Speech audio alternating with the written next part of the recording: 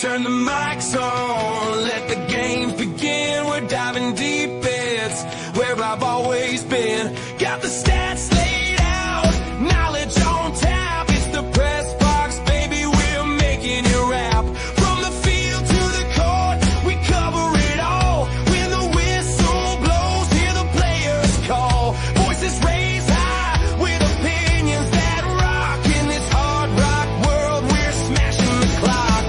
Welcome to the press box. Let's raise some hell. We're rocking every story. Come and hear us tell. With passion and fury, we light up the night. This hard rock anthem, it feels so right.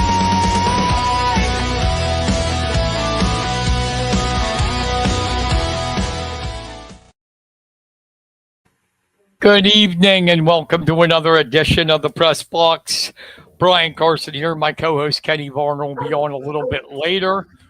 We have a special guest tonight, Alex Monroe back, Mifflin County boys cross-country coach.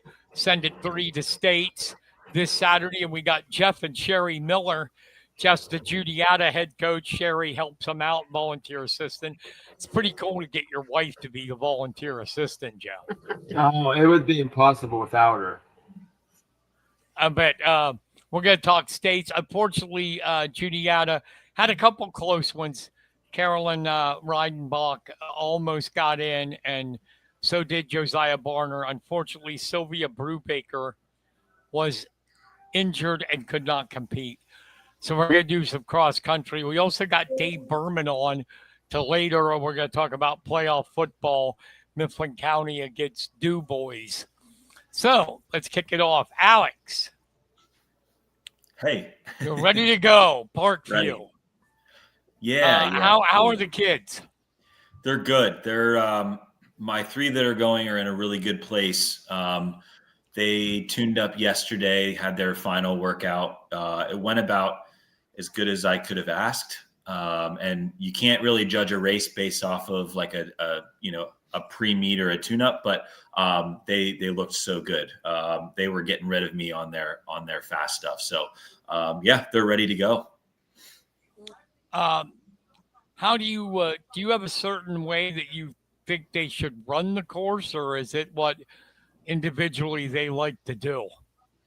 No, we sit down. I try to sit down with them Thursday because Friday tends to be really chaotic just with going to the course and going through all of that. So we sit down, take a quiet moment to talk about strategy so that we have a plan that we all agree on. And I know Jeff would agree that you can't run Hershey like you run everything else. And so we really break the course down. The good news is we went to foundation this year, so I am able to breathe a little bit as far as taking these guys there because they have experienced it at this point. Jeff, how do you tell your kids to run that course? Well, it definitely suits somebody with a lot of speed because you got to get out that first 400. If you're going to be in medal contention, you better be in the top 50 by the first 400 meters. And somebody like Garrett Boblitz I coached years ago, it was really fast. That favored guys like that. Carter will have no problem because he's super fast. But yeah, guys like White I coached last year, they're not super fast guys, but they got to go out way over their head in that first 400 and hope that the whole race settles down a little bit going into the hills, that they're not too toast from the early start, that they can try to hold their place and work their way up. But myself, back in the day, I would have struggled on a Hershey course because I was more of an endurance guy, picking people off in the hills and stuff. I would have had so much traffic to get around. But that course is a very difficult course. I wish states were actually held somewhere else. It's for as many people in the race, the way it narrows down, there's a lot of good people that could do better on other courses, and that course it can take multiple times. Back when I was coaching Garrett, we end up scheduling foundation every year so he could get on that course just time and time again to just kind of figure it out and get confidence on it. But it's totally different than anything you race all year. So, like what Carter did last year is like unheard of. To be able to run that course the first time, he has that benefit of his speed. Just staying with the guys was the key for that one. But that is not the normal. I don't know of anybody ever known of that went on the Hershey course the first time and was a state champion. So that was something special. Yeah, I remember Garrett one time, as good of a runner as he was, his senior year told me, he said, the hills actually got to me this year. And how bad, really, you hear about it, but how bad are those hills? You know, the thing is the hills will take a lot out of you. Your heart rate will go really high, and your heart rate will go down a little bit on the downhills. But some of the downhills are so steep that you might get a little break with the heart rate going down, but then they're so steep that you kind of have to hold back a little bit. You're falling your face. So then you're pounding your legs where your quads are taking a beating on some of them downhills. And then you get on the flats and you're like it's like a whole new, like, oh, what's up here? Like the feeling in your legs is hard to get the turnover. So yeah, it tests everything there. And I don't know about Alex, but really training downhills is something for myself, I don't do a lot in practice because they can be really stressful to the body and cause injury. So you like being on Hershey Cross several times, learning how to race the downhills, because I've always had my athletes say like people were just smoking them on the downhills. Like they were just amazed at how fast some of those kids could run in the downhills. That's an art in itself. So that course has a little bit of everything. Fast start, got to have the strength on the hills. You got to have the strength on the downhills to be able to handle that, to get the legs turning, especially late in the race. So yeah, that course is really challenging. How would you describe that, Alex, about the hills, to run the hills? Yeah, he's spot on. I think really what it boiled down to for us this year is like we did a ton of hills over the summer, and I agree, like too much downhill and you really kind of run into problems with people being able to handle it. So, I mean, we do a ton of uphill. We don't really work a ton of downhill unless it's in an easy run or a long run.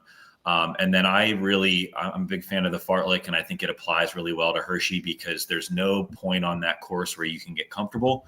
So it's all about managing the rhythm breakers and, those guys trying to be able to float in and out of turns and up and over hills without expending too much energy.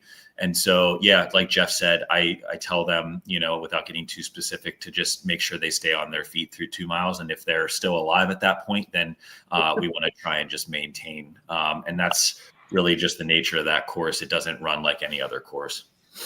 You'd be amazed to know that I know what fartlek is. Even though I don't run. I know what it is. It's the name. It's a fun name. Yeah. Do you, Sherry, do you agree? You were shaking your head when Alex was talking. Obviously, it's a tough course. I mean, would you like to see it moved, Alex? I mean, there's rumors every year about like where it'll head if it's not at Hershey anymore. I like it because it's true cross country, but I don't love it in the way that like there aren't really any other courses that prepare you for it.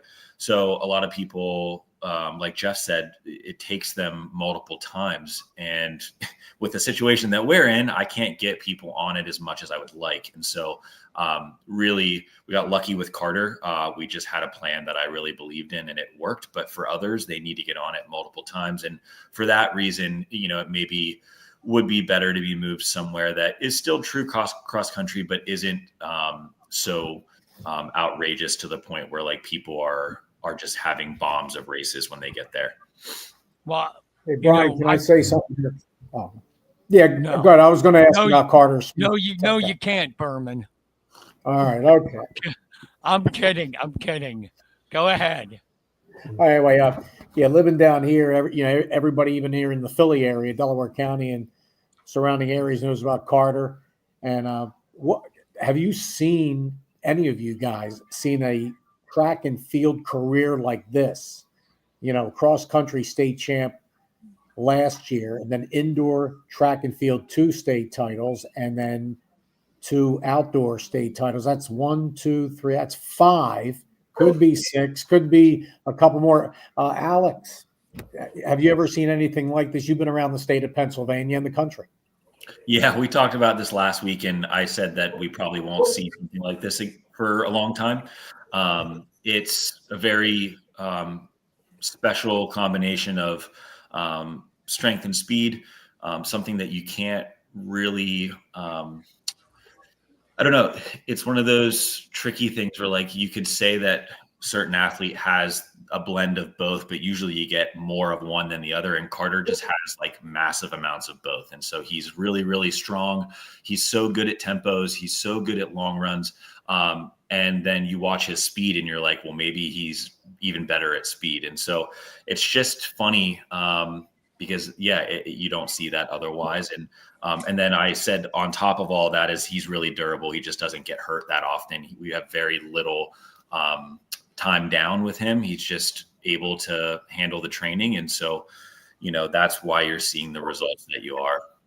His father, I remember my first year there covering him on the radio, Nate Smith, right, Brian? There was Nate. Yeah, Nathan. And what a great running back in Indian Valley. And Donnie Sullivan played at Chief Logan, right? Running back in the day. So he comes from a football family. Can you imagine him as a wide receiver for the Husky football team?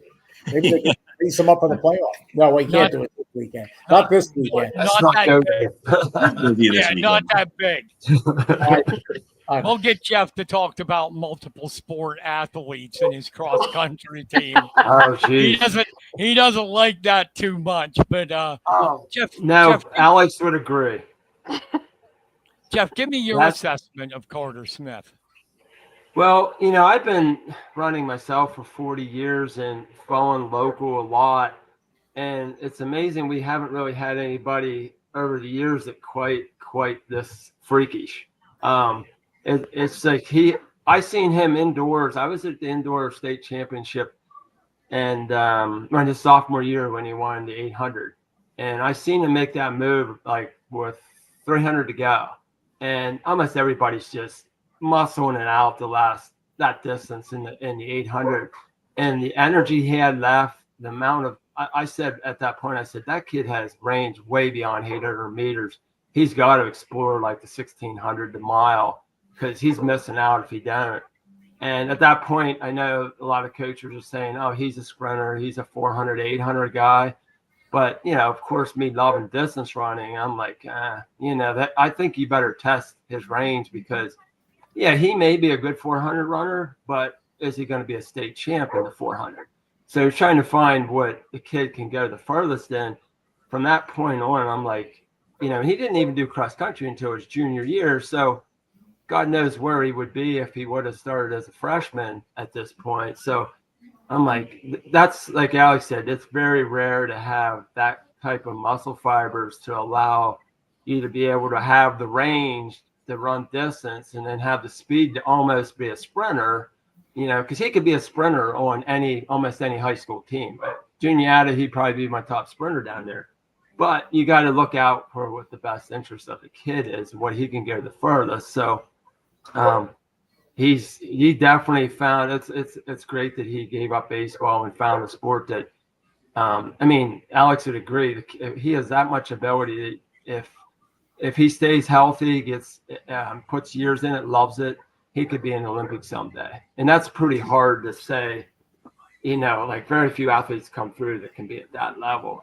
So that will be. I would have loved to have his mix. Like I have Josiah down there at Juniata right now, sophomore, and he's a 53 quarter guy with no blocks as a freshman. Carter was probably running a little bit faster than that, but he doesn't have that range like us. He doesn't have what we were talking about, that endurance part. He's gonna struggle in cross country for the years to come, and we're just gonna have to keep working on that engine because he's got the leg speed, but. Leg speed's always, I know Alex would agree that leg speed is like even when you get up to where he was half marathon, even leg speed comes into play there. And Carter has enough leg speed to, who knows what really will be his main race down the road in college and maybe beyond, but he's got the wheels to do about anything he wants. Yeah, I know I watched him in the 800 and 1600 at Chip. And my God, the kick he had, just nobody could keep up. I mean, there it was, all of a sudden he's there with the pack and then he decides and it's like, boom, I'm gone. and nobody's near them.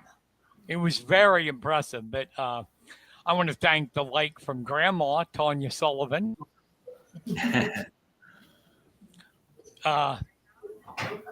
Before I get to the individuals, I want to talk about all of them. We talked about Carter a little bit. I know you both talked about and emphasized mental toughness. How much more is it amplified down on that course, the mental aspect of it? For Hershey? Yeah. Yeah. We've been talking all week about how you have to kind of go to a dark place on Hershey's course pretty early on. Like Jeff said, it goes out so fast, so you're so uncomfortable early on. You don't ever really get a chance to settle. And so it truly becomes like a war of attrition out there where it's who can keep it together the longest. And so, yeah, they've got to be really tough. And that becomes a challenge as you get closer because, you want to keep it light and fun for them so that they're not totally stressed going in. But the other side of the coin is that, like, by the time the gun goes off, they have to be ready to hurt. And, luckily the 3 that I'm sending, they know how to hurt. And, I feel confident about that just based off of who they are as athletes. But you'll see athletes get onto that course and they'll struggle because they haven't had to hurt like that. What about you, Jeff? What's your feelings on that? Yeah, he's right on that. They know it's going to be a tough race. It's not going to be easy if they want a medal, and mental part really comes into it. But like he said, that you have to have a little bit of fun with it too. One of my athletes, you recall, Logan Strasser, that's up at Penn State right now. Yeah. You can learn a lot from these kids over the year, and Logan's one kid that I wished I would have thought of it back when I was in high school and college when I raced. And he would always go in the race, no matter how hard of a race it was, state championship or whatever. He's like, this is going to be fun. And like, that's already positive thinking as you're going into it. So I kind of try to pass that on to some of the kids I have now, because everybody's fearing like, oh wow, it's going to get hard, and they fear the pain factor of it. But man, that was something I learned from Logan, and it doesn't matter what big a race it is. It's like going into the MMA fighting and say this is going to be fun. I don't know how you say that, but I wished I could have done that when I was younger. But these guys, 3 that Alex has there, they kind of have to look at a little bit of it that way too, and just use positive thinking. Everybody's a little bit different what their positive thinking throughout a tough race like that is, whether it's breaking the race down into sections of a course and talking about racing hard to a certain point, getting to the next point. So yeah, the mental aspect of it is really key. The fitness is there. They just got to get it together mentally, and they can come out with a great race. So how did you guys do it? Because I'm sure you felt some pain when you were running in that. And Jeff does crazy shit. I said it last time. I could say the S word because this isn't this is at night.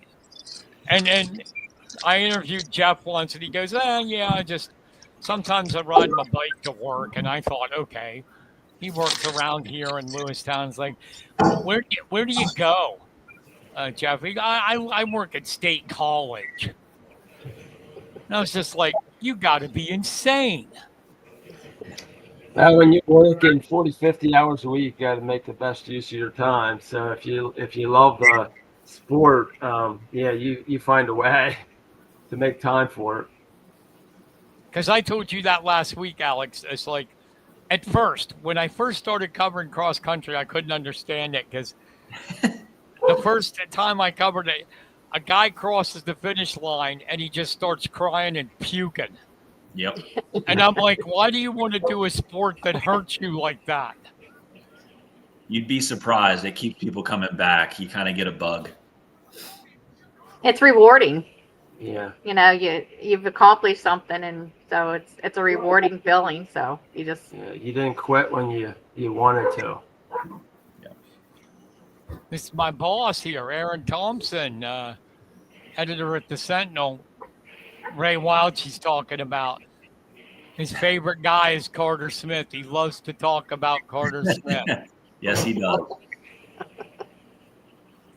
So, hey, Kenny. Welcome Hey, everybody. aboard. Thanks. Okay, so I want to go down the individual guys. Carter, do you think it's going to be like between him and the Mazzeo brothers? Are they brothers, right? Yeah, they're twins. Yeah, I mean, Carter's pretty good about like, we'll talk about different scenarios and we'll discuss who we think's going to be there late in the race. And they obviously can't be ignored. They're very fast and they're really, really good at pressing up front. And so I think they'll be a factor. We have one or two others that we think may hang on. I expect it to separate, pretty early. If it's going to be a good weather day, you're looking at, a low 15s day possibly. And so they can't really let that pace lag, and you can almost expect that it'll play out like that. In the off chance that it doesn't, it'll almost play into Carter's strengths even better. But we're expecting a hot pace early on, and the Mazzeo twins are definitely, part of that factor. Yeah, because they did run under 15 this year, but they're not going to do that down there. Probably not unless we have a crazy day. And, they did run those times. They were on fast courses. So you almost expect it at a course like Lehigh's. And they also I think they went out of state for the other time as well, of 15. And so, you almost expect them to be able to do that. We didn't really run a ton of flat courses except for our home course in Gettysburg. And so, Cleveland will get a better 15-minute. But we know that he's in that kind of shape. The dog wants to be on. And dog's outside. Yeah, two golden retrievers want to be on. They love part of this. So, have you seen these twins run, Jeff? Yeah, I've seen them. I've seen them run. I know the one's a little stronger than the other, but they're not too far apart from each other. And what do you think of them as far as competition for Carter? Yeah, he just needs to stay with them. That's pretty much it. Be with them till, what is that, about 150 that last turn? I don't think it's 200 meters. It's about 150, 175 meters. Yeah, just around shot. that turn. Yeah. So another obvious question for both of you, but I just want to get your answers. How important, you got all those people in the chute, how important is the start? Yeah, I'm already worried about boxes and where we're going out of. I think we're in box 5, which, if I'm correct, they go from the outside to closest to the finish as the higher number. So I think we're safe in number 5. You don't really want to be pinned on the inside because everyone turns right after the start and people get stuck there. And so I'd almost rather be on the outside. But yeah, we unfortunately get stuck in the boxes with the unattached athletes that aren't part of a team. It gets to be kind of frustrating because you just want to make sure that you're out and in that top 30.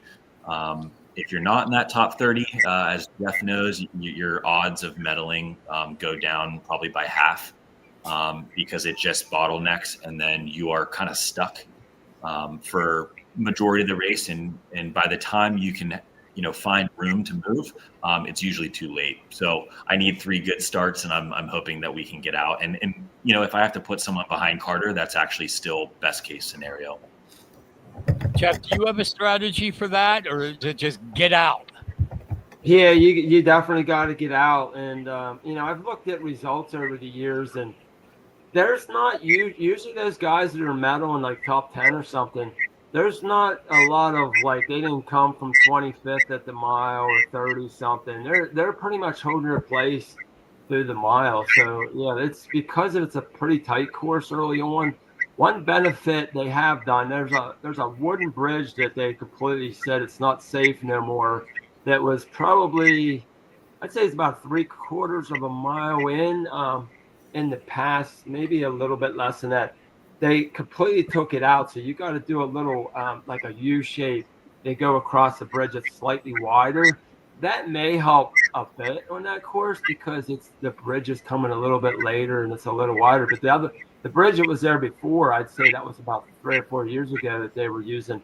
That really bottleneck things. Like that could, like if you were back in 50th place, it could be like you were literally almost stopped waiting to cross that bridge. So it was only what, 2 people wide? Yeah, it's like 2 people wide. Oh, Yeah. wow. Yeah, so they didn't really put the money in re-ramping that bridge, so they're just using the main bridge that they come back out of the hills, coming back across to the trail, the Cinder Trail there. So I that may be a little plus for this race since it is so difficult. Yeah, like some like the athletes I had, like Wyatt last year and Joey that medaled. Luckily, they were on that course, I don't know, like 6-7 times over the years to really master that. But they were, I don't know how they compared to Reese and Hoyt.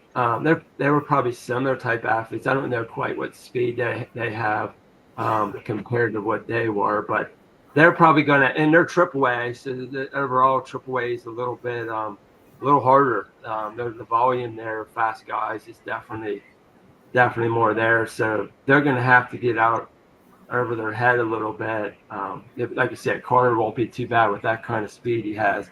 Those two will have to get out a little bit over their head and hope that everybody settles down and they can just hang on. Alex, talk. I'm sorry, Kenny, you got something? Yeah, if I could. I don't know if you guys talked about this or not, so I apologize if you did. With the perspective of the weather that's supposed to come in tomorrow, how much does that change your thought process or just the way you go about starting the race or your whole I'm sorry, I'm missing the word here.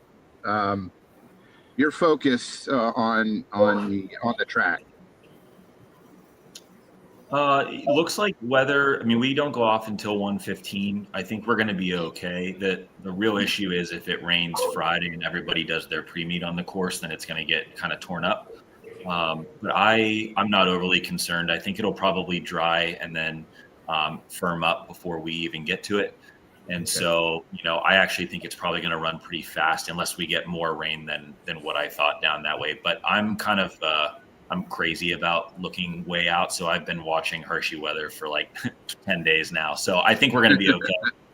Unless I miss something in the last 12 hours. Let's go now and talk about Reese. He's been down there, so he knows the course. What do you expected from him? What do you think he has to do to have a solid race?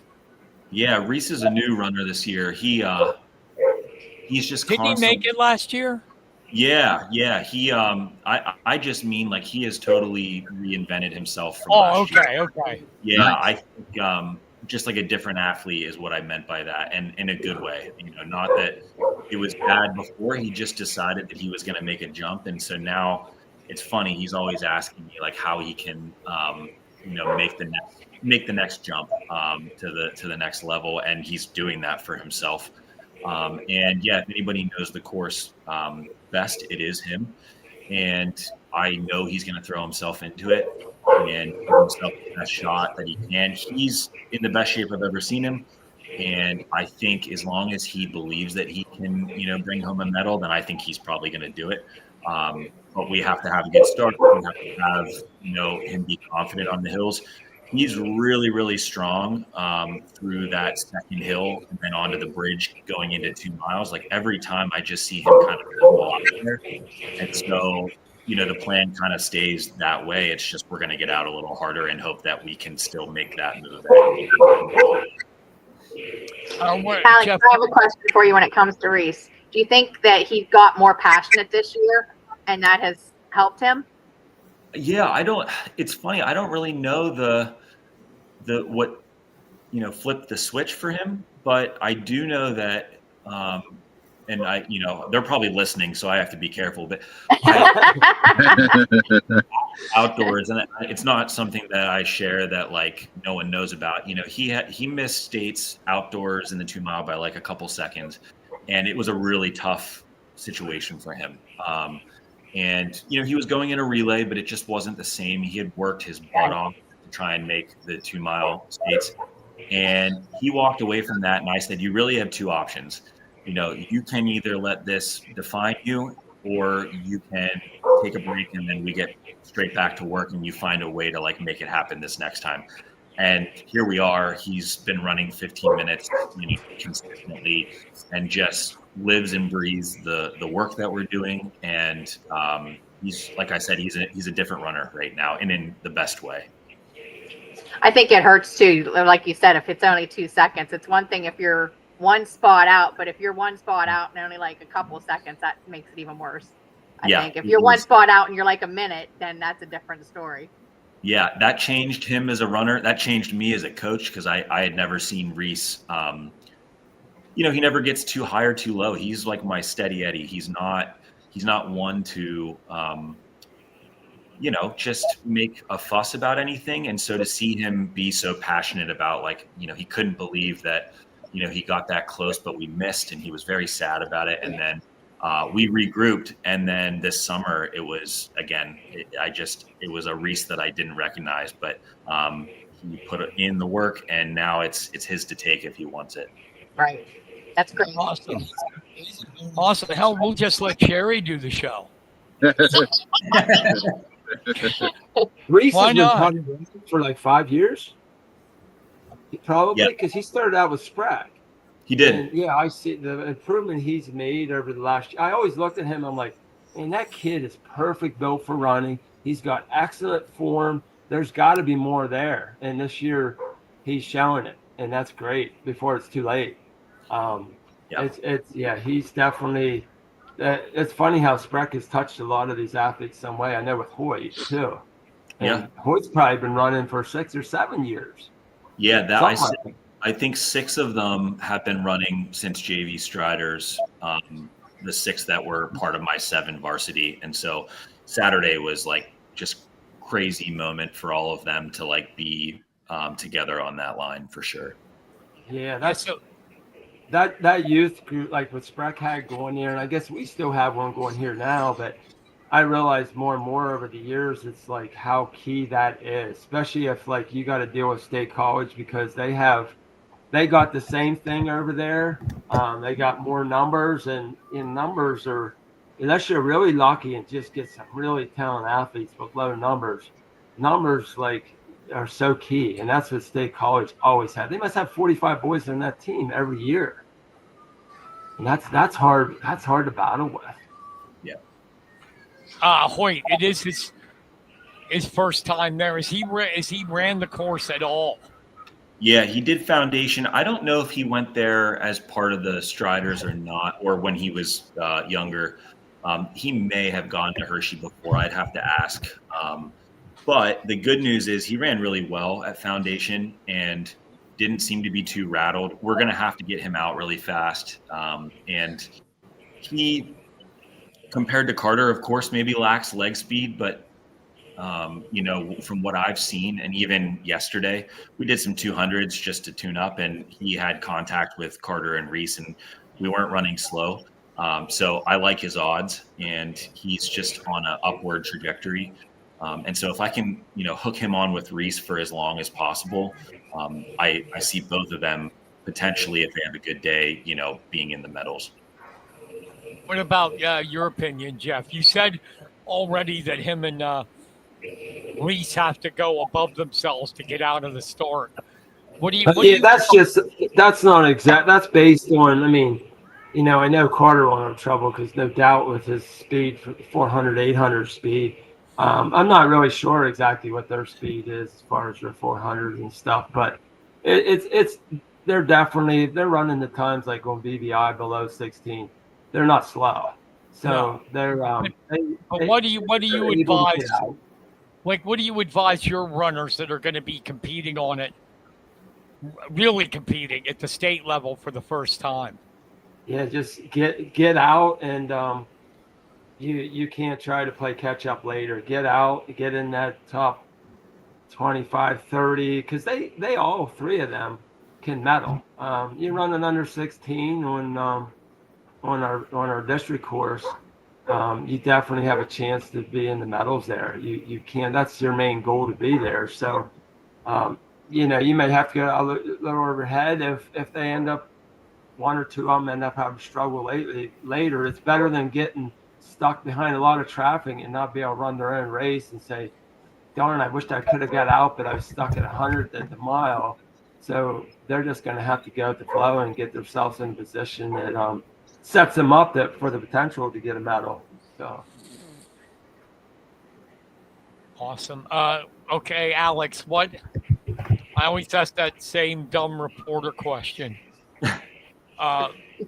What we always ask it. What will be a successful day for you Saturday in your mind? Yeah, I hate saying, our goal is 3 medals, but I hate saying that because I think success is defined by a number of different results that we could have on Saturday. Obviously Carter wants to repeat, Reese wants to bring home a medal, and Hoyt wants to have a successful first experience at states. And I think it's going to be similar to districts, where I just want them to make sure that they have no hesitation out there. And that's what I keep saying that to them every day. And whether they listen or not, I don't know. But I just say that, like, it's not the kind of day that you can hesitate or think too long about. You just have to have that instinct and that natural ability to just make decisions quickly and to have confidence in those decisions. And, I talk a lot to them about committing to the move, whether you feel like you can handle it or not. Because if you think too long about it out there, it usually just doesn't pan out. And so I am encouraging them not to be reckless, but to trust themselves out there. And if all 3 of them can trust the plan that we discuss on Thursday, then we'll be fine. Awesome. Alex, thank you for coming on, and good luck. Absolutely. Jeff, thank Thanks, you for coming on. Sherry, thank you. And Jeff, I am going to get the name changed to the Jeff Miller Invitational. You win that damn thing 26 times. You deserve it. Thank you. Thanks, thanks. guys. See you guys. Great job. Good luck this weekend. Thank you, guys.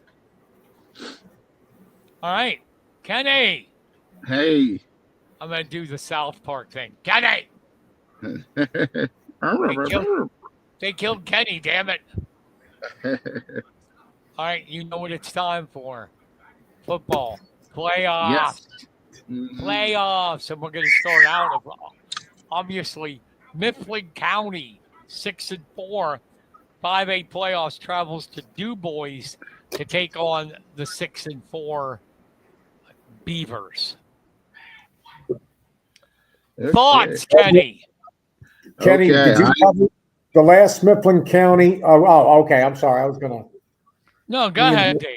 Oh, go ahead. Kenny, were you with us the last time Mifflin County won a postseason game in football? The Blizzard game. No. I'm sorry. That was at Mansell Field, the state playoff game with Erie McDowell in overtime. But the Altoona's Mansion Park. They beat Du Bois. District 6-9 4A championship game in Mifflin County, because they played a much tougher schedule than Du Bois. Beat them up pretty good. And what a night that was. Bob Hauer actually cried on the sideline. Actually, he cried the game before when we beat State College in the District 6-9 semifinal. So, Kenny, you were there, right? I believe so. Everything just runs together when you get a certain age. So it sounds familiar, but I think I was, but I'm not 100%. But I believe I was. Do you remember that year, Brian? Yes, I do, vividly. Great team, great guys on the team. still, that game with Derry McDowell was great, but it was the coldest game I was ever involved in. Yeah, the first round state. We were that close to advancing to the state quarterfinals against Pittsburgh Central Catholic, and the program was having a great start. 2011, 7 wins, and if Mifflin County can win this Friday night, that would tie that record, most wins in a season, 7. Then 2012, playing in the Mid-Penn Commonwealth. 2013, then it kind of tailed off for a long time, guys. And I left after the 2015 season. Remember, I came back that fall when Andrew Burns, they had trouble finding at CHX a sports announcer, a sports director, and I drove up for those games. But guys, it was a struggle and then a bunch of years. 2018, they made the district championship. Remember that, guys? Yeah. Yes, I do. Hunter Wright, who's now, I believe, a assistant coach in the program at the younger level, and a couple of battles couldn't get by Altoona in the state semifinal, in the district semifinals, 2012 and 2013, and missed it last year. But we're back, and now, Kenny, you can give me your thoughts on this big game with the DuBois Beavers. Mifflin County played a much tougher schedule. Well, I think Mifflin County has really come onto its own as of late. They were able to find a running game, which was one of the things that were lacking early in the season. And I think that they have the ability and the whereabouts to go on the road and pull off the win. It's not going to be it's going to be a close one, but I'm going to say 24-17 Mifflin County. Here's the thing. Yeah. This team, the Husky secondary better be ready, because this team can pass. It can pass. Their quarterback, Trey Wingard, threw for 2,610 yards this year and 36 touchdowns. But Altoona shut them out, so Mifflin County can look at the Altoona film. Hollidaysburg shut them out. Right. Hollidaysburg shut them out, yeah. Hollidaysburg's going to shut everybody out if they want. We'll see. Honestly, in this district. But they got a kid. I was telling Burman before we got on. Jackson Hansley. Listen to this, Kenny. 65 catches, 1,473 yards, and 20 touchdowns. Wow. His yardage is third best in the state. And his brother has 43 catches, 531 yards, 5 touchdowns. Man. That's Mansell Stadium. Beautiful field, guys. That's his brother Thatcher. Defense, it's even more impressive. Besides being a great wide receiver, Hansley, wow. He has, you see guys with tackles, right? 111 tackles. 111. Yeah, So well, he's he all was over probably the field. busy. Yeah. So Hollidaysburg, yeah, I've seen them on film. They look really good. But one game at a time. Now, Alderdice, they play in the semifinals of this tournament. They'll crush Hollidaysburg, and there's Alderdice. concern there because Alderdice. It was a close game the first time they played, guys. I still think I just think crush them. looking at the okay. Well, looking at the strength of schedule, I just see Mifflin County had a grind in that Keystone. So I don't know. A lot of people didn't think Mifflin County had a chance to beat Redland, and Redland they outplayed them. They got the job I think done. Mifflin County's going to win the game over DuBois. It's just they got to get their secondary really pumped up. The one good thing about Mifflin County, their strength is their defense. And they got a damn good quarterback, too, in Hartung. Yeah. Who's looking at him for college? I don't know, but somebody should. Yeah. Yeah. It looks pretty good. The only thing I'll tell him, Chase, is please don't go to Juniata College. That's where you go to die. That team is Didn't they so have a- bad year after year. I thought they had a better year this year. Hang on. No, they won one game, I think. Yeah, I think. Oh, man. Hang on. Nothing against Juniata College, but football ain't the way to go there. They won 2. They won Oh, 2. okay. They did That's lose to Susquehanna 56-7. I saw that. That's kind of like a semi-rivalry game. But I'm Anyway. going to say 28-23 Mifflin County. What about you, Dave?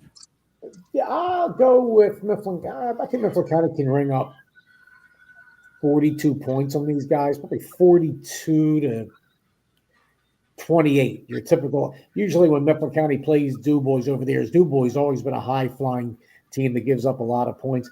I'll go with the similar score to the District 6 championship, or 9, if you want, like District 6-9 championship game 12 years ago. I'll go 42 to 21 Mifflin County. We're staying local right now. Drop down to Class 4A. Juniata, the Indians, are the number 1 seed. They have a bye. They meet the winner of Bellefonte and Johnstown, which will be Bellefonte. Why are those teams? Well, this is a perfect case. People want to, go back to 4 classes, or, what are you going to do? So those teams qualified. That's hard to believe. Yeah, well, Yeah, 1-9. Now, don't get me started on that. I saw that team play Bellefonte last week. Yeah, they played it close, but they're still 1-9. They don't have any reason to be in there. It's too bad because Johnstown remember, Kenny, they played some epic games with Indian Valley back in the 2000s. Yeah. Laurent Stevens and those guys had some great games, beautiful field. I just don't know why they can't get it together. Central Mountain, there's another program, 0-10. Bellefonte 4-6. Okay. And then, So it's going to be Juniata Bellefonte. Who do you like, Kenny? I know you're and you live at Bellefonte, so. Well, I'm gonna say Bellefonte's gonna win another one against Johnstown, but I think it's gonna be a close game. Even though I don't like the way a 1-9 team can qualify, but it's gonna be a close one, like it was Friday night. Let's not jump ahead. We'll just do Bellefonte and Johnstown. It's not going to be close this time. I'm going to go 42-6 Bellefonte. Well, there's a freshman quarterback for Bellefonte, and they weren't able to really have the passing game. So if Johnstown focuses on their run game, it's gonna be a tight game. I'm gonna say 28-27 Bellefonte. David? I think Juniata played a much tougher schedule. Their experience will probably win 35-14. We go to 2A. We got Bald Eagle area. Unfortunately, they're the 8th seed. They get the number 1 seed, Bishop McCourt. Kenny?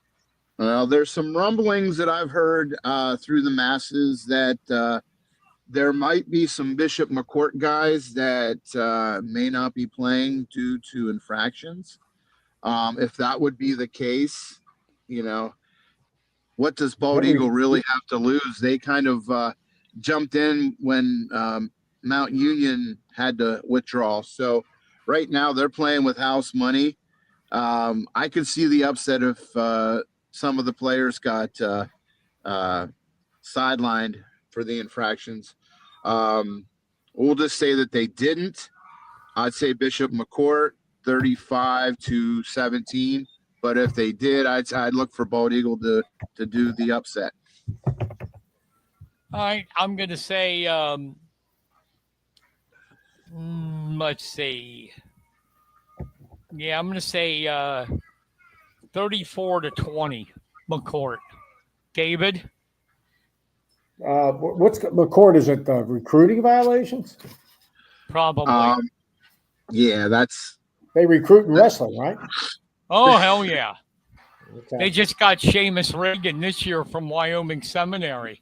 Is he going to be eligible for the postseason? Probably. Okay. And you think Faith Christian's going to beat them all? My boys down here. No, not this year. Oh. Not this year. McCourt's stacked to the bone. Okay. Oh. Well, Faith Christian, it's quite a run. They're about one of the Yeah, but smallest how states. many teams? How many teams have 3 under 17 world champions on it? Oh wow! So Bishop McCourt. Did you see any articles on this, guys? Wrestling or football? The football. No, nothing.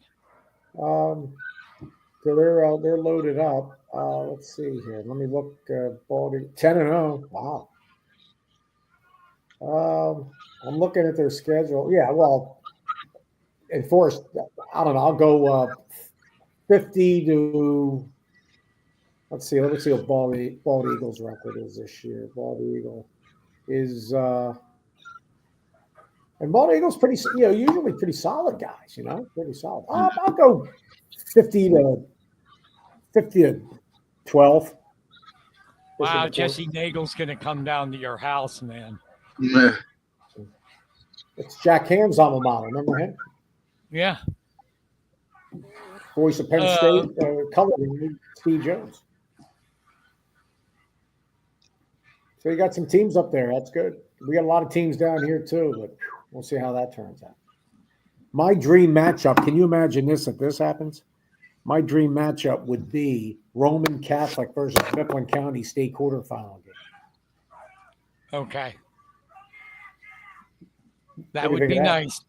Be Because nice. last year, Holidays, you win the district, and then you go right to the first round of the states, the Sweet 16. You play the District 2 team, which you'll probably beat. Whatever, like the Hazleton area, Dallas, Wilkes-Barre, and then St. Joe. Then you have a Roman Catholic played Hollidaysburg last year, and it was mercy rule at halftime, but it would only ended up 48-14. I hope they can, but it's going to be really. It's going to be really tough to beat Hollidaysburg. I know you're playing regular high school teams, though. You know what I mean? And so you have a shot. You have a very good shot. Yeah, yes. You go one play at a time. You got that running game going, and they can maybe play. They don't run the wing team much up there. Those teams, do they? Veer, wing team, drip. No. Sort of like the old Cumberland. Juniata under Klingensmith used to, but not anymore. Yeah. So we'll see. But that would be we'll go one game at a time here. But just to have the chance to go out to Du Bois, beautiful field, stadium complex, not as nice as Mifflin County because it's brand new at Mifflin County. I just think it's a great opportunity for those younger guys at Mifflin County. So. Yeah, I've said this 100 times. They got the right coach, Shane Breon, especially developing quarterbacks. Yeah. The man can do it. He's a quarterback whisperer. Yeah. What his main quarterback, his main Bo Pabula at Missouri. Yeah, he was injured, wasn't he, last week? Yeah. Hey, real quick, Penn State's going to win this week. I guarantee. Well, I'll guarantee. I guarantee Penn State's going to get wiped off the field. I don't think so. I think that they have a lot of talent, Brian, and they're playing now for themselves. Yeah, and guess who has more talent? The Buckeyes. But sometimes the most dangerous teams are the ones that have nothing to lose. Remember when Bill O'Brien took over? Any team that lost to UCLA isn't going to beat Ohio State. I'll say you got to play the games. And I guarantee you it's going to be worse when they play Indiana. Whoa, Indiana! That's hard to believe. What a job! Signetti's a coach. He's a Pennsylvania coach. guy too. A lot of great Pennsylvania coaches in college football. Pennsylvania coaches everywhere. We got a great state, Kenny Martin. You know how great our state is. Oh yeah, definitely. They're great. No, it's time to cry in your beer, Penn State. It's only getting worse. Well, we're going to get a new coach, and we'll take it from there. But maybe Yeah. maybe next year will be the year. It's our 40th anniversary. My only question is they want Roll. What if Roll doesn't come? Then who do you get? Manny Diaz. It was reported that Marcus Freeman at Notre Dame already turned them down. Mm-hmm. Wow. Hey, do you guys know that I have the entire history of District 6 champs in football Yeah. at my fingertips? They started in District 6, 1985, guys. So it's actually the 40th anniversary. Bald Eagle area won in 85. A single A was a Homer Center beat Bucktail 9-6. Double A was Bishop Guilfoyle beat Bellwananis 21-6. Triple A Forest Hills beat Ligonier Valley 18-14. And 4A Holliesburg, there you go, over Indiana. That was a large class, and over Indiana 14-7. Indiana was in District 6 back then. You said Bald Eagle won. Unless they were, I thought they won one. I'm looking, Brian. I'm trying to think. They would be under Stoker. They won. I thought they won one. 1988. They beat Somerset 16-6. Bald Eagle. Okay. Boy, Lock Haven had some good teams, didn't they? And I don't know what happened with the merger there. Lock Haven. And kids up there want to wrestle, not football. Yeah. Can Mifflin County Wrestling win a district championship this year? It's been a few years. Of course, but it's going to be tough because Altoona has a powerhouse. Oh, better than Central Mountain? Yes. Okay. Kirby Martin, what a job he's done over the years. Yes, he has. So, yeah, we're looking forward to Juniata looking for their 6th District 6 championship. No get it. Last year, 20-6. Juniata over Bellefonte 37-0. Uncontested 2022. Beat Bellefonte 41-12 in 21. And 20 beat Bellefonte. Close game then, 24-21. Yeah, Bellefonte's getting sick of losing to him. You hear about State College and Erie McDowell without playing the game? They have already clinched district championship. Yeah. State College. They were going to play Altoona, we thought. There's only 2 teams district in 6A, District 10, District 6. And they were going to play, as you know, they were going to play, who was it? Oh, Altoona ended up 3-7.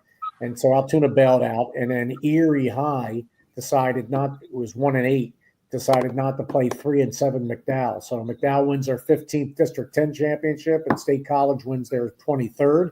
And gaudy numbers, huh, guys? And they meet each other in a couple of weeks. And then after that, probably Williamsport in the state Sweet 16. Williamsport has been okay this year. So I don't know. Then we'll take it from there. But it'll be a lot. 6 more weeks of football, guys. How about last year? Juniata last year, they beat at Shamokin. That was an incredible win. Kenny, you remember that? Mm-hmm.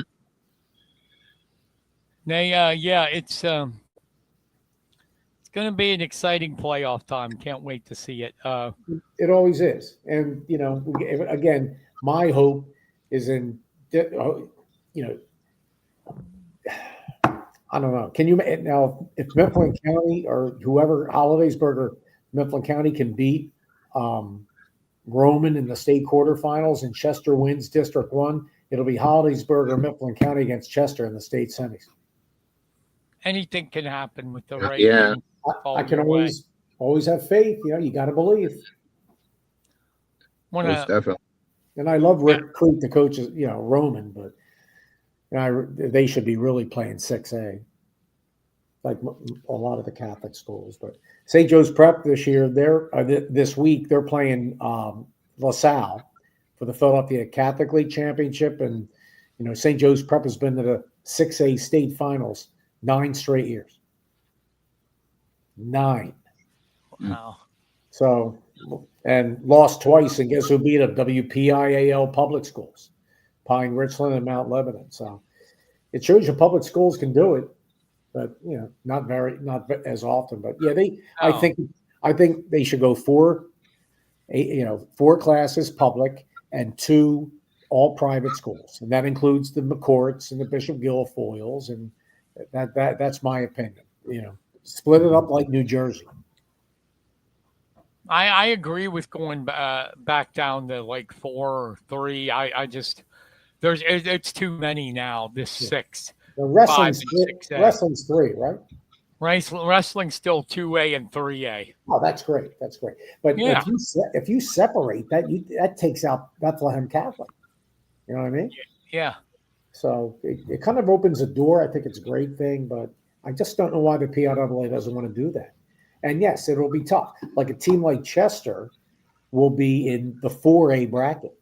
You'll have Mifflin County would be in the 4A bracket. It'll just be, and you'll have more teams playing, but it'll be more spread out. You're going to have more teams in your district playing each other. So yeah, instead of worrying about going through District 3, but maybe someday. But right now, you get out there, try to play as many games as you can, and take it from there. But then you have got the fall winter sports coming up.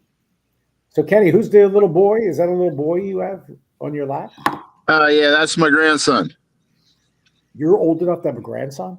Oh, I have 4 grandkids already. Oh my! I got one short of a basketball starting group. So, damn, and you're like 38, 39? Oh, I wish. I'm double nickel. Kenny, you always look the same. You got that baby face. No, I got the gray hairs now. I said, boy, Joey Gillaway got you fired up, didn't there, Kenny? Yeah, I just don't. I'm very sensitive when it comes to our athletes and them being kind of talked about in a negative way. So yeah. He's going to try to stop that. I mean, but there's a couple other people said, thing about the cupcakes and stuff like that. But yeah, you got to. Yeah, but you got that everywhere. That's the thing. Yeah. Even Penn State plays cupcakes. Penn State plays cupcakes, right, Brian? Yeah.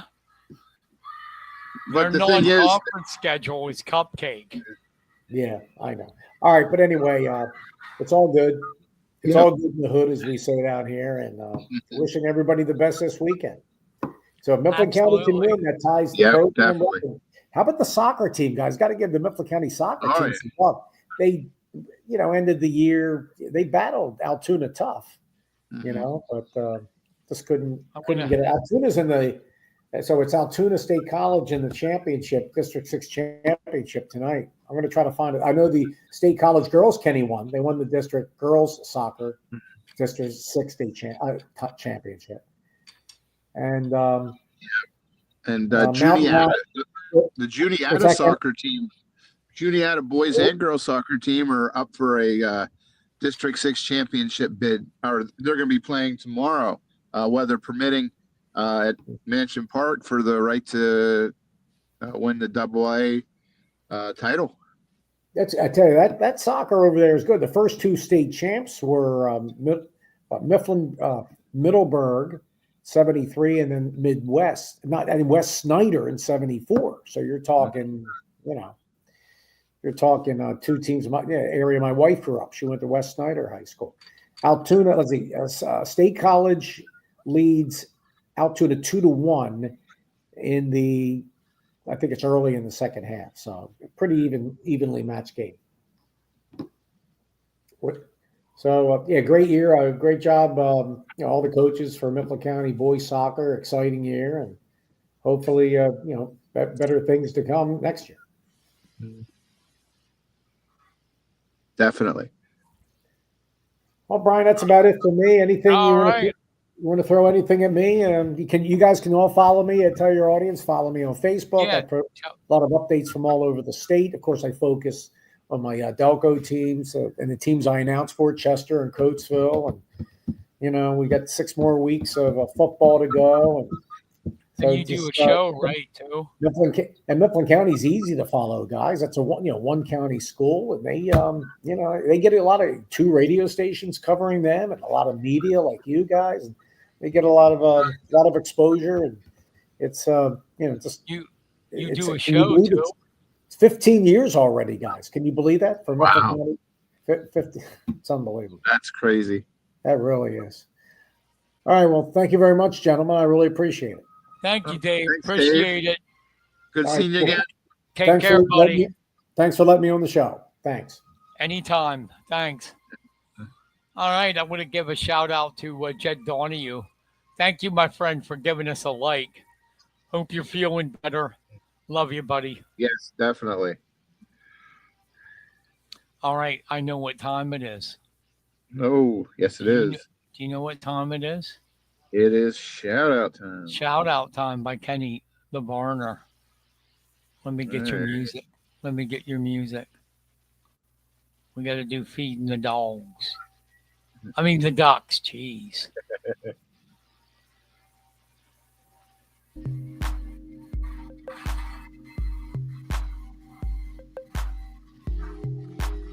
I should get an announcer to do that. It's time for Kenny's shout outs. Make him sound like Barry White. All right, shoot. All right. Oh, so I lost my glasses. Oh, that's cute. Okay, bear with me here while I do this blinded. First off, congratulations to the top seeded Bald Eagle area volleyball team as they narrowly got past Penns Valley to advance to the District 6 Class A semifinals.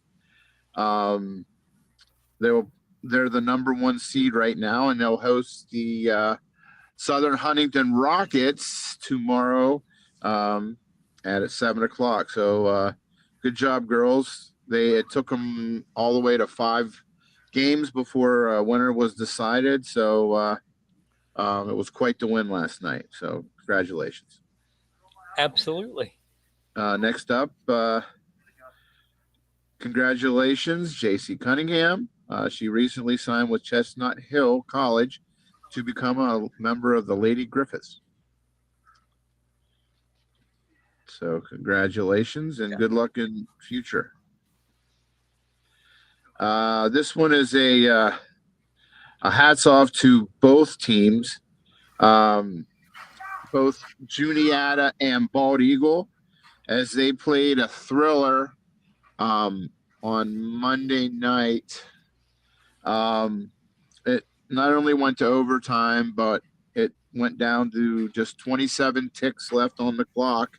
The Indians, in probably the coldest game in recent history, got a corner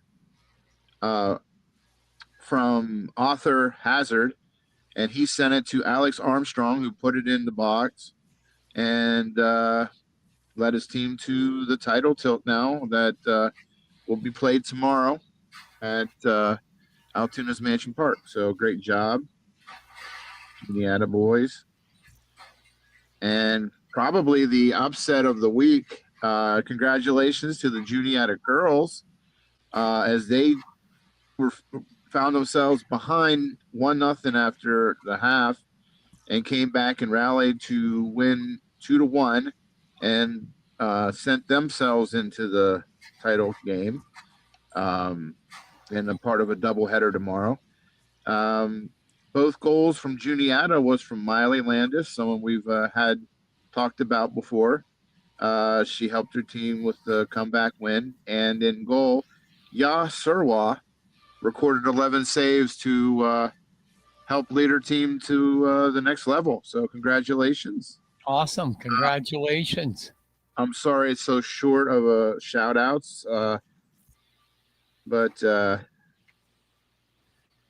things have been really crazy with postseason going on and trying to keep up with all that. So that concludes my shout outs for today.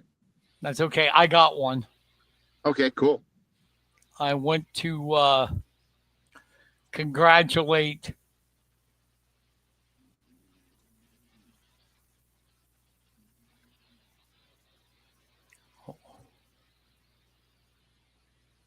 I accidentally muted myself.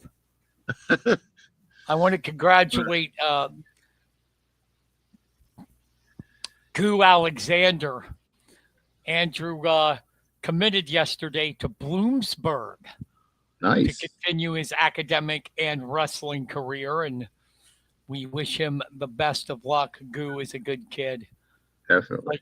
Like him a lot. Hard-working wrestler. And this year he's going to get on that medal stand. I believe so. He's been close. 2 years in a row he's made it. Last year he made it all the way to the blood round. And he will be back again. And this year I believe he's going to place. Awesome. Going to get that medal. It's hard to believe practices start up here in 2 weeks. I know. That's crazy. I know. So what's on your agenda the rest of the week? Well, on tomorrow, I am going to be covering, weather permitting, either the Juniata boys and girls soccer or the Bald Eagle volleyball. I'm not sure which one quite yet. Kind of waiting to see how things turn out. Friday, I haven't made a decision yet on what game to head to. And then on the weekend, I will be either covering the Bald Eagle volleyball game if they win tomorrow, or not sure if anything else after that. So that's my schedule. It's kind of up in the air. Kind of seeing what happens. I got state track on Saturday. Nice. I mean, cross country. Cross country. That's it for me, sports wise. But yeah, it's pretty good, man. Good show tonight. Yeah. Want to thank Alex. Sorry, go ahead. Oh no, go ahead. No, I just wanted to say I want to thank Alex Monroe and Jeff and Sherry Miller and Dave Burman for popping on. Yeah, it was cool to see all of them. Yeah. Well, my friend, it's going to about wrap it up for tonight. Do you have anything else? Nope. Just go out and support your local athletes or local teams. A lot of stuff going on, a lot of local athletes that could use your support. If you can't get them, go to the games. Try to see if you can catch them on live streams. That's been a real popular thing since COVID. So just enjoy the weekend, stay safe, and root on your favorite sports person or team. Yep. Yes. All right, everybody, that's going to wrap it for us. We'll be back next week with another edition of the Press Box. Thank you for listening. For Kenny Varner, I'm Brian Carson. Have a great night and make a great rest of your week. Good night, everybody. You've been listening to the Press Box with Brian Carson and Kenny Varner. Tune in next week for another episode of the Press Box.